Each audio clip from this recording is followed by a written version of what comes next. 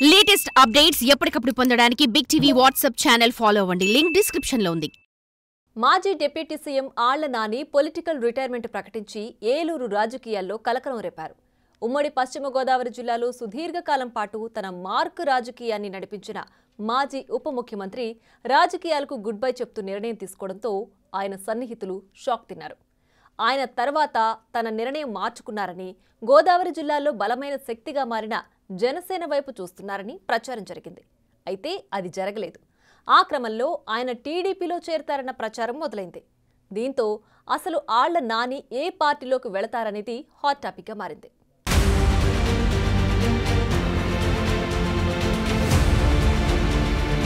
Eluru assembly నియోజకవర్గంలో స్వతంత్ర అభ్యర్థిగా కాగడా గుర్తుతో మొదలైన ఆళ్ల నాని రాజకీయ ప్రస్థానం మొన్నటి ఎన్నికల్లో పరాజయం తరువాత ఇక ముగిసిందని అందరూ భావించారు. జగన్ ప్రభుత్వంలో డిప్యూటీ సీఎంగా వ్యవహరించిన ఆళ్ల నాని ఓటమి తరువాత రాజకీయ సన్యాసం తీసుకుంటున్నట్టు ప్రకటించి తన అనుచరులకు ఊహించని షాక్ ఇచ్చారు. ఏలూరు నియోజకవర్గంలో 7 సార్లు పోటీ చేసి 3 సార్లు గెలుపొందారు ఆళ్ల కాళీ కృష్ణ శ్రీనివాస్. వివాద రహితుడిగా తనకంటూ ప్రత్యేక గుర్తింపు తెచ్చుకున్నారు ఆళ్ల నాని. వైఎస్ కుటుంబానికి అత్యంత సన్నిహితుడుగా ఉంటూ వైఎస్ మరణానంతరం జగన్ వెంట నడిచారు.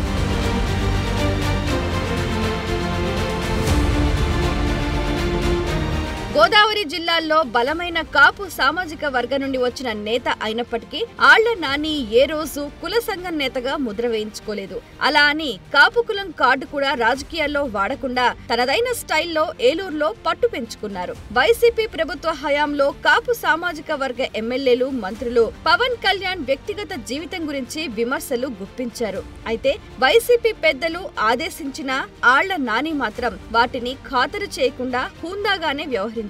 తక్కువగా మాట్లాడడం, అనవసర విషయాలపై స్పందించకపోవటం ఆళ్ల నాని నైజమని ఆయన సన్నిహితులు చెప్తూ ఉంటారు. 2024 ఎన్నికల్లో ఘోర ఓటమి తరువాత ఆళ్ల నాని ప్రత్యక్ష రాజకీయాలకు దూరంగా ఉంటారని ప్రకటించి ఎలాంటి రాజకీయ కార్యక్రమాల్లోనూ పాల్గొనలేదు.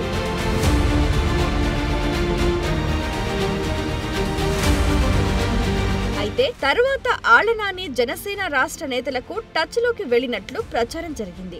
జనసేనలో ఆళ్ల నాని చేరిక లాంఛనమే అని ఆయన సన్నిహితులు చెప్పుకొచ్చారు. దసరాకు ఆళ్ల నాని జనసేనలో చేరతారని ప్రచారం జరిగినా అది కార్యరూపం దాల్చలేదు. ఇప్పుడు ఆయన టీడీపీలో చేరబోతున్నారని పెద్ద ఎత్తున ప్రచారం మొదలైంది. సీఎం చంద్రబాబు సమక్షంలో టీడీపీ కండువా కప్పుకుంటారని సోషల్ మీడియాలో జోరుగా ప్రచారం. అయితే టీడీపీలోకి ఆళ్ల నాని ఎంట్రీ అడ్డుకుంటామంటున్నారు ఏలూరు టీడీపీ నేతలు.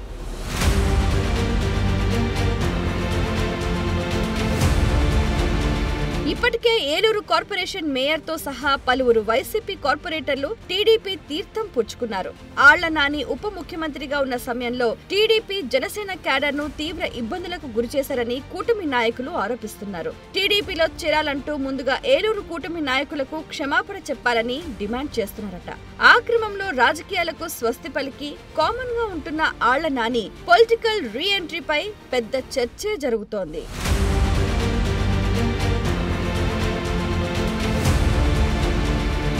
రాజకీయ జీవితానికి గుడ్ బై చెప్పిన ఆళ్ల నాని ఇప్పుడు జనసేన, టీడీపీ నేతలకు ఎందుకు టచ్ లోకి వెళ్తున్నారు అనే దానిపై ఆయన అనుచరులు నోరు మెదపటం లేదు.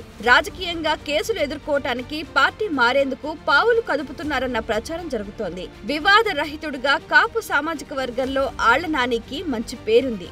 అయితే ఆళ్ల నాని టీడీపీలో చేరితే ఏలూరు టీడీపీ ఎమ్మెల్యే బడేటి చంటి అనుచరులకు, ఆళ్ల నాని అనుచరులకు నిత్యం పంచాయతీలు తప్పవన్న వాదన వినిపిస్తోంది.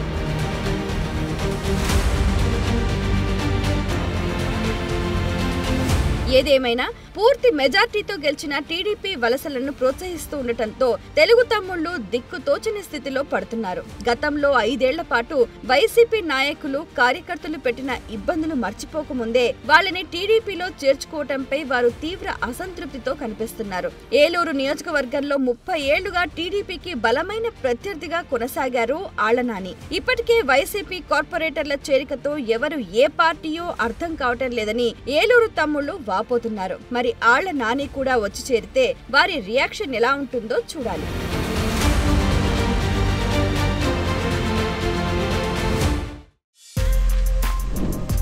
For more videos like this, subscribe Big TV channel.